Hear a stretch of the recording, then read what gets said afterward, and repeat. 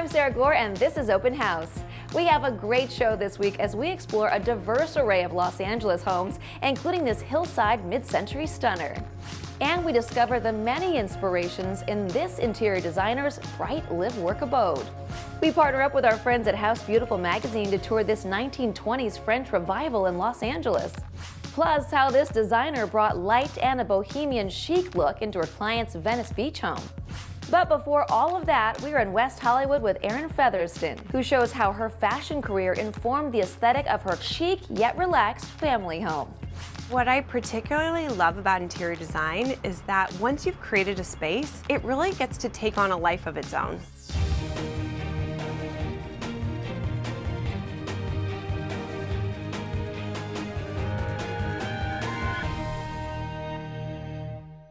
Welcome to Open House. Today we celebrate Los Angeles living and its wide range of architecture and design. We are getting started at the West Hollywood family home of Erin Fetherston. Erin, perhaps best known as a fashion designer, has made a seamless transition from the wearable to the livable, proving that in fashion and interiors, good design should match your lifestyle. Her bright and airy home finds that perfect balance of the sophisticated and the comfortable. Always stylish, but never too serious. Check it out.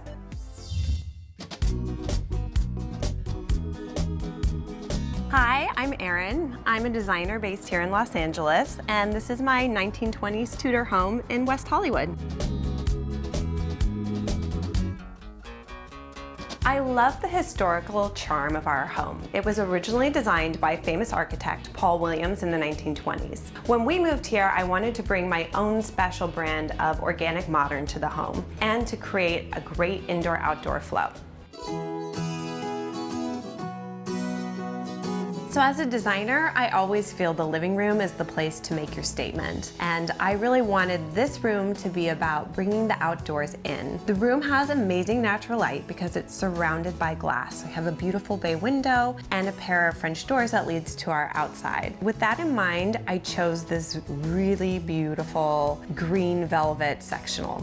And I love it because it has a little bit of gold accents through the feet, and I think that that brings a nice little touch of glam in contrast to the more earthy wood tones that I have with a pair of stools here and the console table behind the sofa. Behind me is the playroom, which is probably my most favorite room in the house. It's super cozy and whimsical.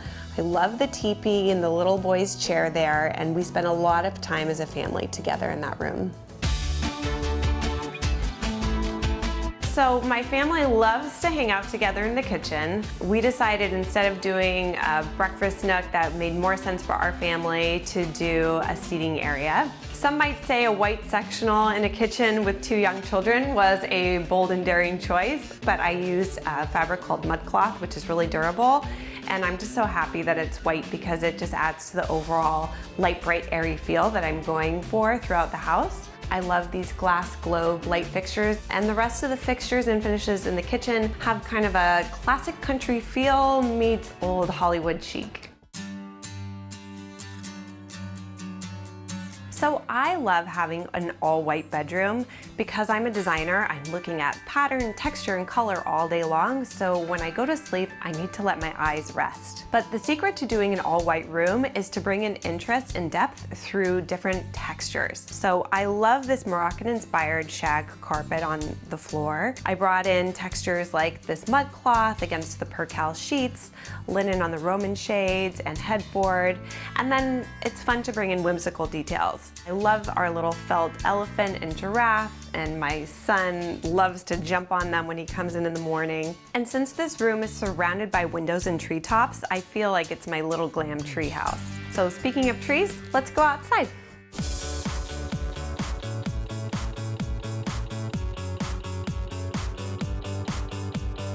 So here we are in the outdoor space of our home. We always hang out here. This is where we do all our entertaining, have dinners, hang out, we have a barbecue, and of course we have our swimming pool, which we're so lucky. We always keep heated. It's a lovely saltwater pool, and this is just our place to hang out.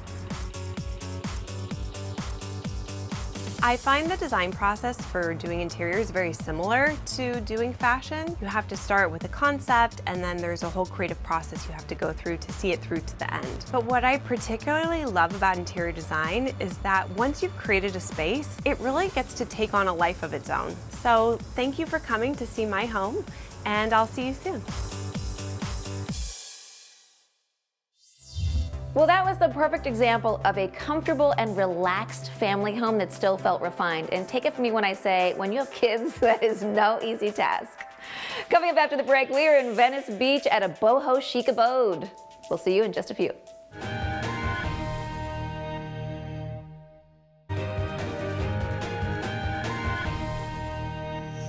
Welcome back, everyone. Now we're in Venice Beach with designer Kim Gordon. Her client's home is located on a quiet, walkable stretch that almost feels more country than beach.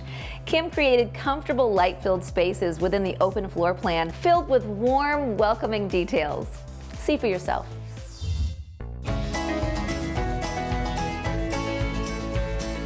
Hi, I'm designer Kim Gordon, and welcome to my client's house in Venice Beach.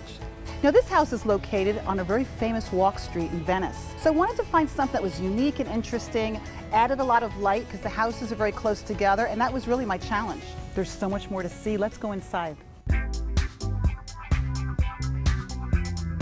As you walk into the home, you've got this fantastic open floor plan, which is always looking at the garden. And that was one of the big inspirations for designing these windows. They're floor to ceiling, they let in so much light, and I think they're really sexy.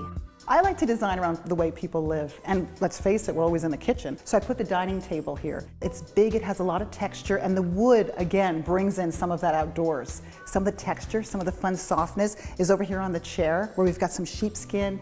And it's nice to have a bench instead of a chair, because you get to cuddle next to people, have the kids around, that kind of a thing.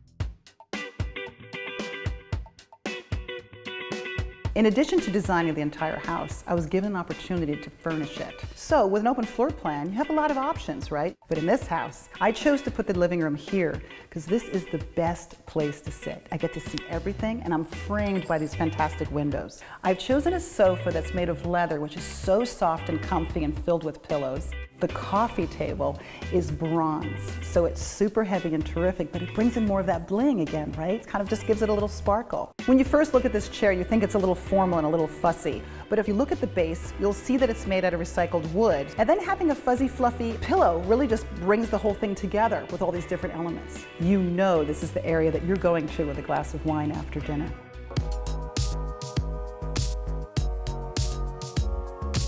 The master bedroom is separated by two distinct living spaces. The color palette that I chose for the bedroom where you're sleeping is very calming and relaxing and kind of romantic.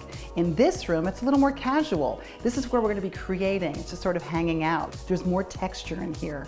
There's a lot of angles on the ceiling, and you're going to see some geometry on the carpet, and that's a play with each other. I love this sofa. The color just looks so wonderful up against the hand-troweled walls. And this coffee table costs only $40 at a local flea market. It brings in some of that bling and really works against this teal sofa. So it's again bringing in some of that sparkle, as well as the terrific little side tables over here that are tree trunks. And finally, the master bath. The tree outside was so important to me that we designed a window that really captured it. It feels like a nest in here, and that's why I chose this bathtub. It looks like a little egg. It is so romantic in here and so lovely. And how lucky was I to find this light fixture that plays so well, both with the angles in the ceiling and with the windows. It's a really wonderful, complete bathroom. Thank you for joining me today. I hope you enjoyed this tour of this wonderful bohemian chic house in Venice.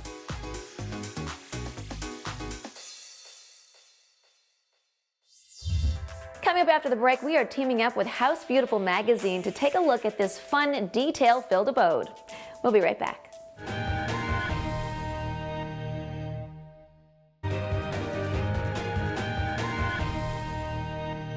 Welcome back, everyone. Now we are partnering up with House Beautiful magazine in the West Adams neighborhood of Los Angeles. Senior editor Hadley Keller takes us inside the bright and festive home of designer Dee Murphy. Check it out.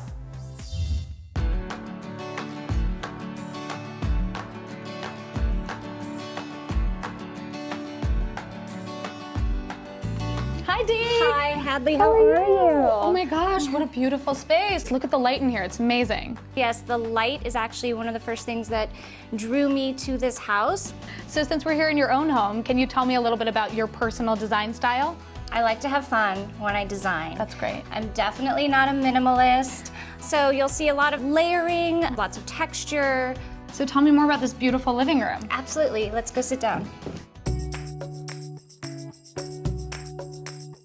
This room is just so cozy, and I think that seems like it might be because you used a lot of vintage pieces, am I right? Yes, I love to use vintage in my design. I love how perfectly imperfect every piece is. Yeah. And I think that when you are designing for a family, vintage pieces work great because if you have a spill or you see some patina, it's okay and it actually adds to the character of the home. When you have a vintage rug, putting a layer underneath adds a little extra warmth. And a little bit more padding also because we have these hardwood floors that are old and creaky. Well, as much as I want to stay in this cozy room all day, should we go see the rest of the house? Absolutely. We've got such a great mix in here of vintage, modern, contemporary furniture. Yes. So anytime I design a room, it's all about really bringing in vintage, modern, and then a mix of materials. Right. You see the wood. I added the sheepskin rugs on top to cozy things up. It's adding another texture. You have the marble. Then I always love to bring in some lucite just because it gives the eye a rest. Okay, so we can see you have a great dining room here. Do you cook? Thank you. I make a mean breakfast and an awesome lunch. I will leave it at that. That's good enough. Okay, Can we see the go. kitchen? Yes, let's go. So obviously this kitchen isn't huge, but it makes a really great use of space. And so are these cabinets the original ones that were in the house? Yes, I like original pieces. I don't like to be wasteful. So we just gave them a really fresh coat of paint and new hardware. Always makes a difference. Yes. I love what's happening on the ceiling here. I had originally wanted to put some wood beams up there, but this ceiling is way too small for that. We decided to clad the ceiling with wood. And it was unconventional, but it warmed up the space immediately. Okay, so I love the kitchen, the dining room, the kind of public spaces. Can we see the bedrooms? Absolutely. Follow me. Wow. So what is this cool room? Okay, so we call this the bunk room. Of course. What I decided to do, because we needed an actual third bedroom, was to create what looked like an old-fashioned sleeper train. I love it. I love birds, I love plants, and I decided when I found this wallpaper that I really wanted to put it on the ceiling. And originally it was not under here, but when I laid down to check it out, I felt like this person was missing fair. out. Yeah, they were totally missing out. So let that be a lesson. Always wallpaper the tops of your bunk beds equally. Yes. So this is the kids' room. This is the kids' room, yep. Obviously, you've got two kids who are pretty young, but this Yes. doesn't feel very juvenile or kind of cutesy. I think that we have moved away from that in design. I chose a wallpaper that was gray and white, and then I have accent colors kind of all over the room that speak to them. Yeah. These pieces are from the 60s. I've had them in here since they were babies. Each side is very personalized to who they are and what they love. Well, I'm jealous. I, for one, really want an elephant planter, and I definitely want a neon sign that says my name on it. Well, this is an unexpected bedroom color. Yes, it is. It was actually quite controversial with the husband. It's actually very soothing and it feels very much like a cocoon when you're in here. Yeah. Can you tell me about that cool blue piece over there? Where did that come from? That is a vintage piece from Southeast Asia. Beautiful. Yeah, and I really loved the color. It really just popped. I love to make a bed with a bunch of different layers and not just one duvet. Anytime you can make something a little bit more 3D, I think it just adds a lot of visual interest. And one of the things I think that's probably the most unconventional thing in here is you have this almost like a gallery wall of hats. So tell me about that. I wanted to figure out a way to put them somewhere but still see them, because if they're gone inside a closet, you don't know forget about them. what you have. Yeah. So we found these great pegs So cool. that go into the wall, and then you just hang them on, and there you go. And it's kind of like an art piece. It is. It Yeah. really is.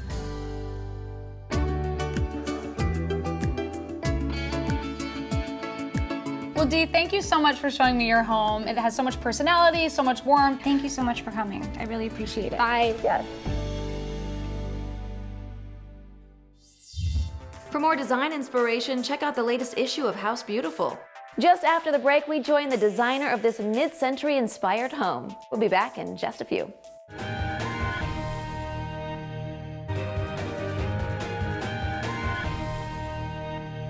Welcome back. Now we're with designer Janice Barda at her own home in Los Angeles. Janice was inspired by California mid-century design, and her home is a loving spin on that aesthetic. Take a look.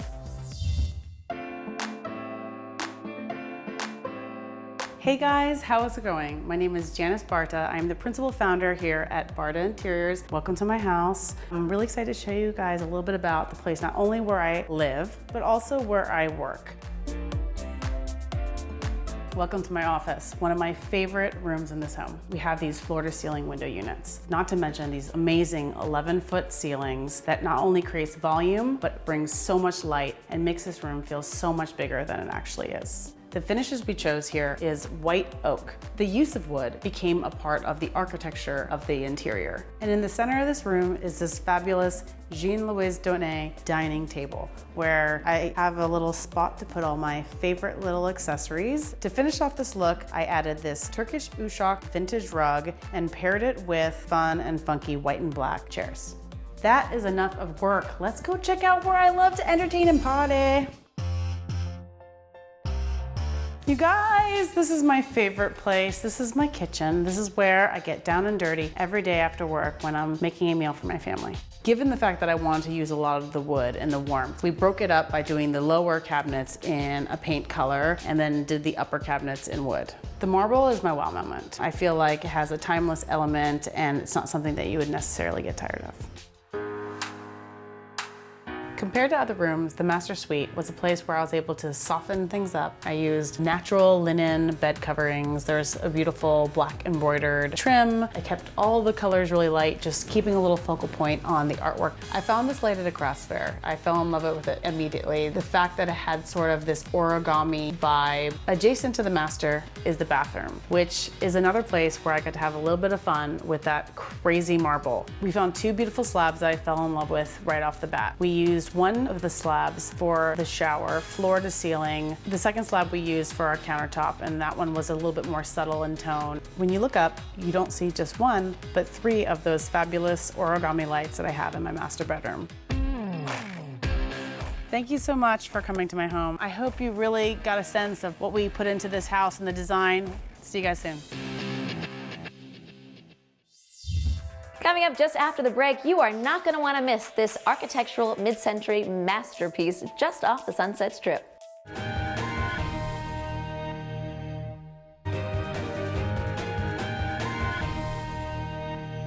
Welcome back, everyone. Now we're at a mid-century modern property dubbed the Banta House, for the architect Richard Banta, who built it for himself in 1959. This eye-catching hillside gem shows off many of Banta's unique signatures, including a pleated roof and floor-to-ceiling glass sliders that frame the city and canyon views. Let's take a closer look.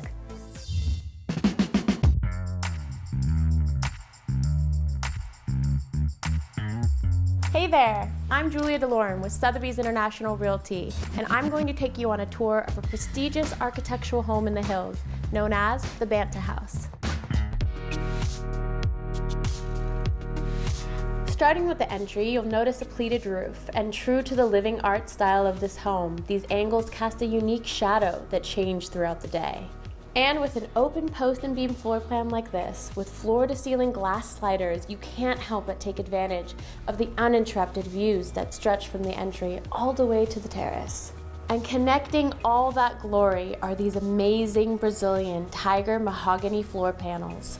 Oh, and you're going to love this custom kitchen island won an award by Interior Design magazine for this ingenious hideaway stovetop by Miele. In this home, less is more, hence the minimal nature and clean lines throughout. In this master suite, retro is everything.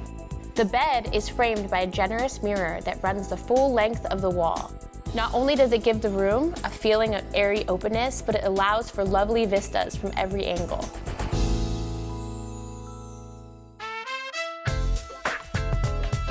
Richard Banta paid close attention to the engineering of the structure, and added iconic red steel beams, not only to last a lifetime and beyond, but to add a sexy flair to this timeless design. Banta's architectural masterpiece adds a pop of bold art to these hills. It's no secret that this house is charming in size, and the focus is all about the views. From this enclave, there really is no bad seat in the house. And don't forget to take advantage of this prime outdoor entertaining terrace. Here, the cityscape acts as the perfect backdrop for any soiree. Thank you for joining me on this wonderful tour of this iconic property celebrated by artists and architects worldwide. Cheers to living uniquely. Bye. Thanks for watching. Like what you see on the show? Well, be sure to subscribe to our channel. We have so many more beautiful homes to share. It's all about love. Share these homes, you know?